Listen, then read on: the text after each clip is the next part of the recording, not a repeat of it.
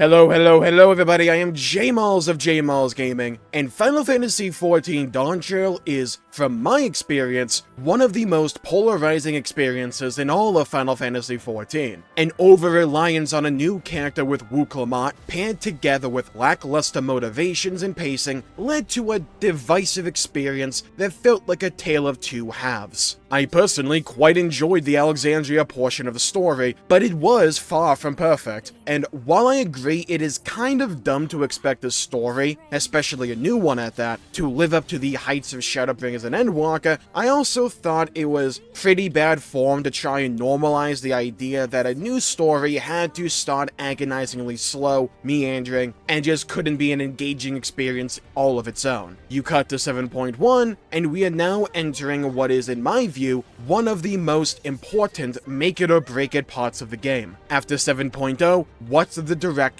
the story goes from here? How do you grab people? What do you choose to focus on? And how do we approach the finale of Dawntrail with 7.3? In my view, 7.1 is more like 7.0 in certain ways. It's a tale of two halves, but I think the highs are higher and the lows not as low. Overall, an improvement to the base expansion in terms of the main story. Consisting of 7 quests, the patch story took me a little over 3 hours to complete and can be broken down into 4 kind of chunks. But right now, I will say in a non-spoiler capacity that I am way more invested and interested in what is happening with Alexandria than any other part of Tyrol. That held true in 7.0, but holds especially true here. The story in Alexandria is simply more compelling to me, with more meaningful character development, interactions, history, future repercussions, and tone. Now, granted, these elements are subjective in nature, but so is stories and our perception and reaction to stories overall. But this was also a common theme I picked up from my experience streaming the story as well. People just seemed more invested with Alexandria than when the story focused elsewhere. Also, let's focus and touch upon Walkthroughs real quick. Honestly, I think she is handled way better here than in 7.0. She is absolutely there, but she isn't shoved down your throat like she was in 7.0, and she feels more like a companion and doesn't take the light away from other characters constantly. A far better balance in my eyes for the 2 stars of the show, that being Gululja and Kona. The new dungeon was nothing overly special outside of the last boss. The dungeon looked aesthetically cool, but the bosses themselves felt kind of forgettable, again with the exception of an absolutely stellar final boss. But the tone of the dungeon was far more up my alley. A dark, blood-stained, abandoned research laboratory that felt like it was straight out of Outlast, a Dead Space. Great stuff, 2 thumbs up for me.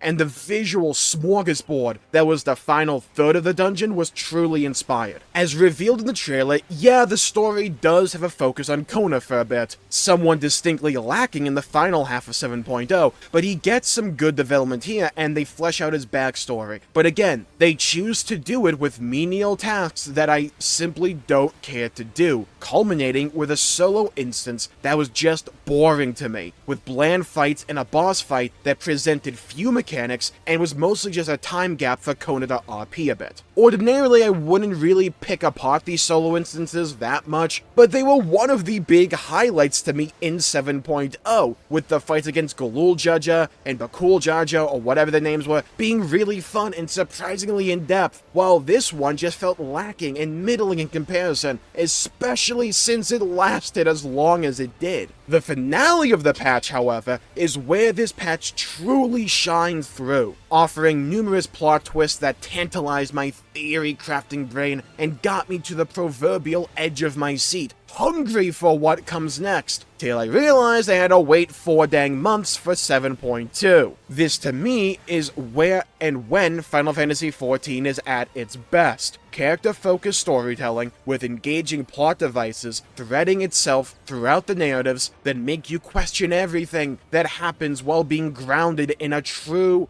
breakdown of human motivations and emotions. And now let's get into spoiler specifics. I don't know why Final Fantasy XIV feels the need to slap in mindless, boring tedium in between moments of excellence. But between the dungeon section, which was brilliant and fleshed out the story of Alexandria, Zoralja, and Galulja Kid Edition, as well as who turned out to be Galulja's mother, and the final plot twist back in Alexandria, the game chooses to have this giant section meant to showcase Kona's backstory, and in so doing, kind of rehashes the character development he already had from 7.0, learning to adapt people's native customs, cultures, and beliefs with his own ideas and desires to better people's lives through technological innovation. It's another train section TLDR, but the finale to this part is genuinely heartwarming as he learns about his probable parents and that they didn't abandon him, but sacrificed themselves to protect him and the others from a dangerous crystal-laden T-Rex looking monster.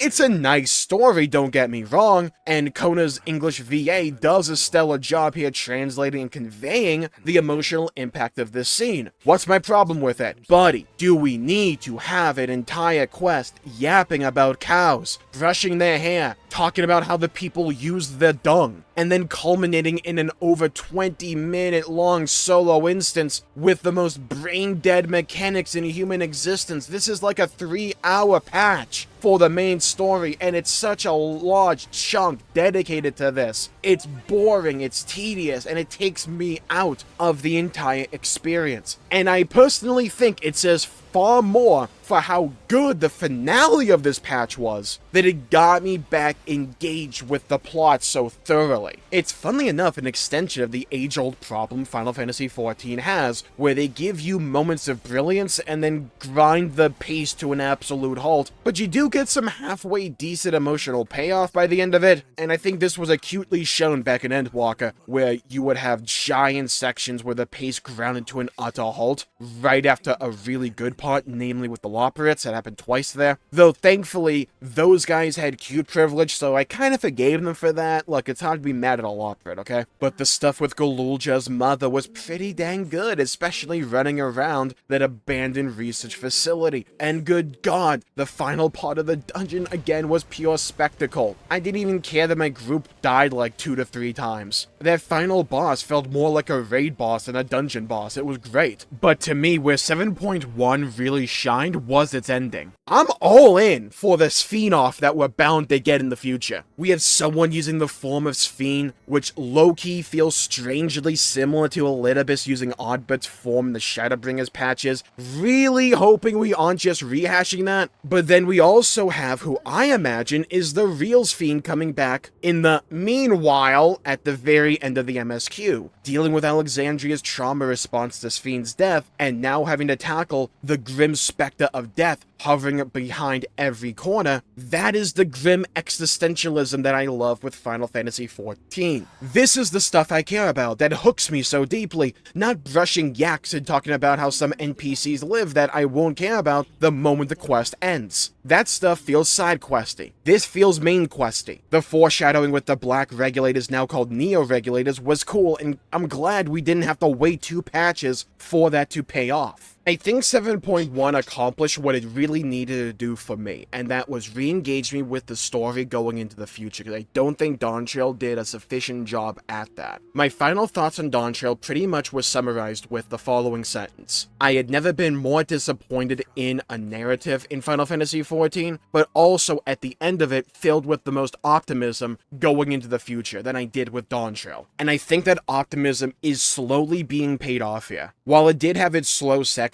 in the grand scheme of things, I think the highs were high enough where I care more about the highs than I do about the lows with 7.1. And like I said, I really want to know where this story goes from here. It is genuinely interesting. They have teased things to be addressed in the near future and the far future, especially with the cup. There's a lot of questions to answer, and I am really curious to see where they go from here, and I think their overall storytelling has gotten better, because even that low section with Kona, dealing with the nomads, the cat people in the Texas, Arizona zone, Shaloni, yeah, that was the low part of this patch, but to me wasn't nearly as low as the low parts of 7.0, because while we were doing a lot of menial tasks that I couldn't care less about, at least it tied into to, like, developing Kona as a character and fleshing out his backstory. Like, at least it did manage to do that. And it was like Kona reconnecting with his roots and where he came from. It is a touching story, it's just I wish they conveyed it in a